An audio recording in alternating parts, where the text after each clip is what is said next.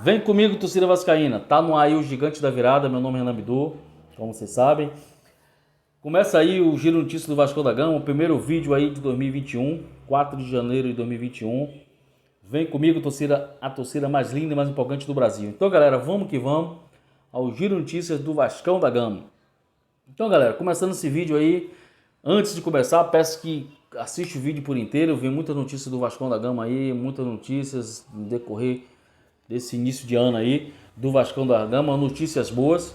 Desde já eu peço que se inscreva aí no canal, deixe seu likezão aí para ajudar a gente, divulgue o canal aí nas redes sociais. Então vamos que vamos para o Giro de Notícias. Hoje tem muita notícia boa, notícias que aconteceram ontem, coisas boas pro Vascão da Gama, notícia maravilhosa aí, então vamos que vamos.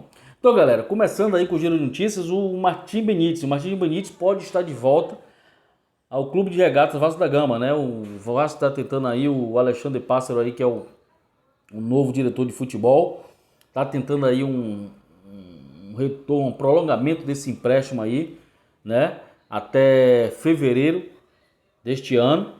E o Independiente deixou claro aí, só depende aí de um depósito do Vasco aí para poder estender esse empréstimo, né? Então, em breve aí o Martim Benítez pode estar de volta ao Clube de Regatas Vasco da Gama para reforçar esse elenco, voltar a reforçar aí.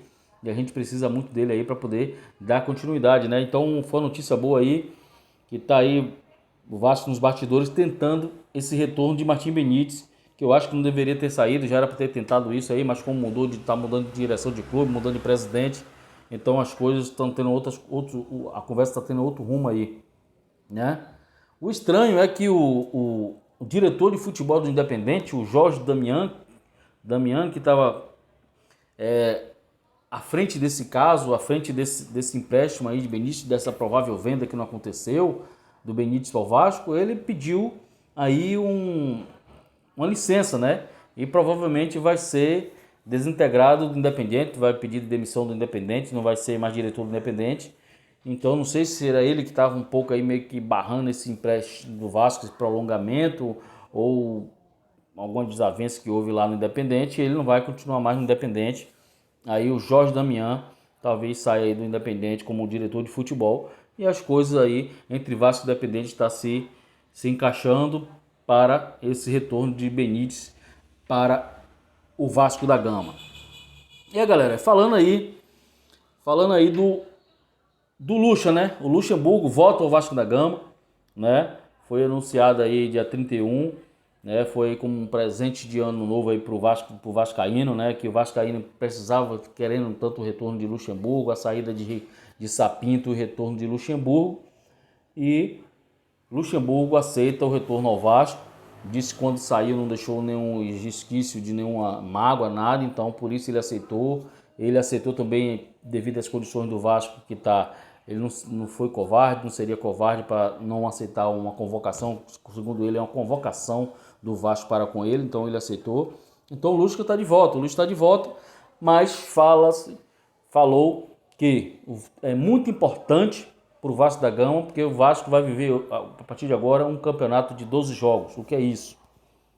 Dá prioridade a pontuar, a vencer, né? Ele disse que é um campeonato de 12 jogos e vai considerar assim como um campeonato curto de 12 jogos, que vai precisar somar o maior número de pontos possíveis.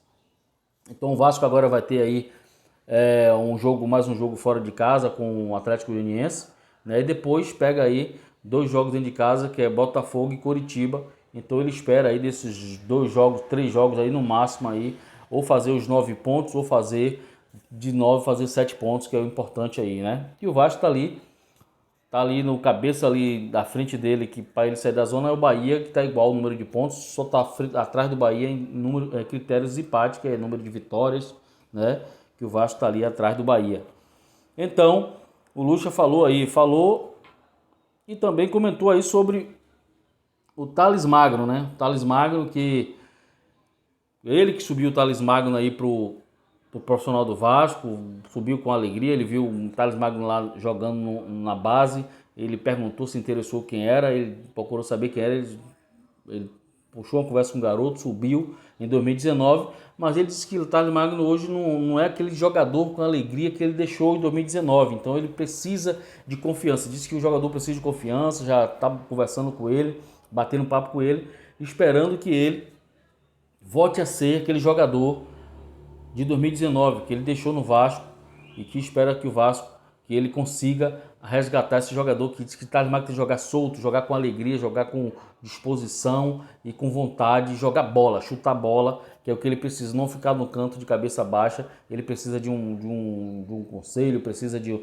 uma atenção, e é isso que ele vai dar. Ele diz que vai resgatar o futebol de Thales Magno, espero que sim, que ele resgate, porque é um cara que dá chance aos garotos, que conversa, que bate um papo, que ouve. Então, às vezes, um garoto desse está insatisfeito ou está com cabisbaixo, com a moral baixa, ele precisa ser ouvido, ser enxergado. Então, é isso que ele já percebeu quando chegou a São Januário, do seu retorno aí, foi essa insatisfação ou essa falta de confiança de Thales Magno.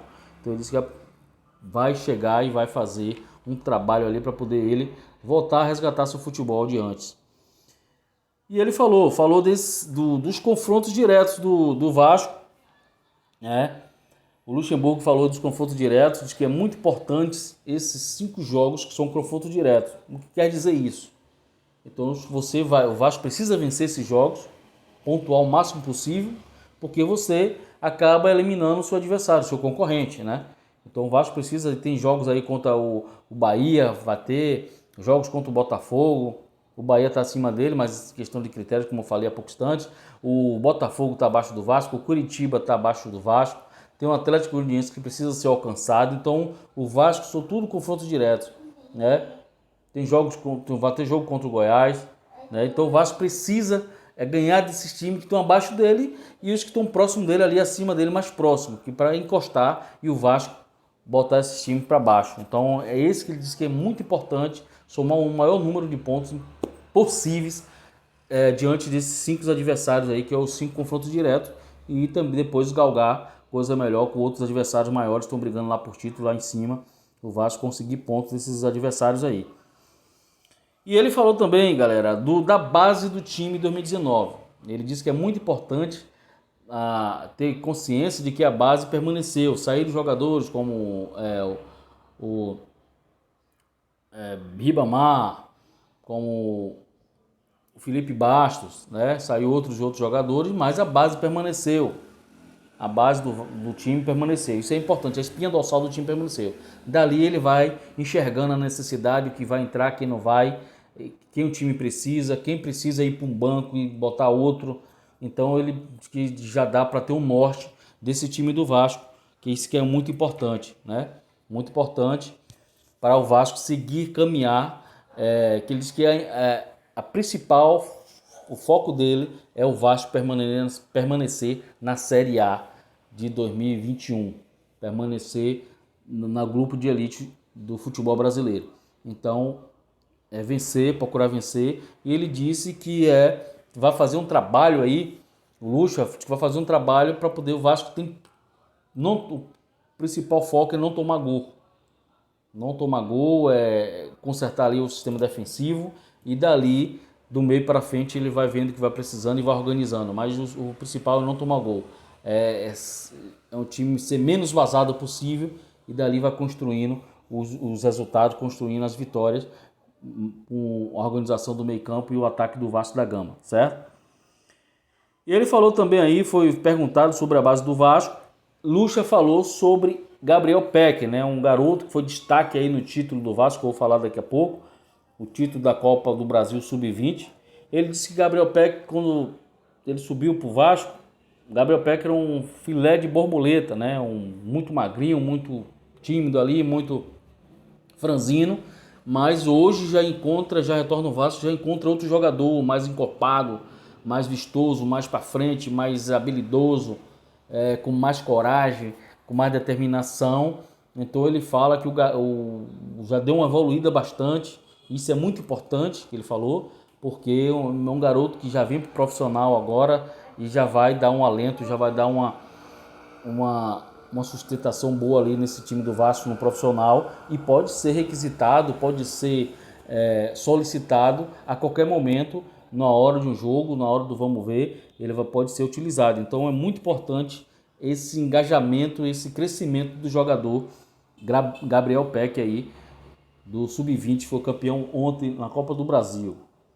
E falando agora, para encerrar aí, falando de um momento muito bonito, muito gostoso aí dessa base do Vasco. Ontem, vou dar aqui meus parabéns aqui, essa garotada do Vasco, né? A Gabriel Peck, a Laranjeira, MT, Riquelme e todos os outros, Riquelme e companhia, Gabriel Peck e companhia, porque é muito importante valorizar a base. Ontem eles mostraram aí, foi no jogo da semana passada aí, veio aqui em Salvador, ganhou do Bahia de 2-1, né? Nós pensávamos que seria um jogo fácil, mas o Bahia tem um grande time, o Bahia tem uma garotada boa também. O Vasco começou bem ali o jogo ali, metendo logo 2 gols, 3 gols, teve um gol que foi anulado, mas teve chance de meter 3, 4, não fez, né? E terminando ali o primeiro tempo, o Vasco mete 2-0, o Bahia vai e desconta ali 2-1, vai para o intervalo 2-1 o jogo.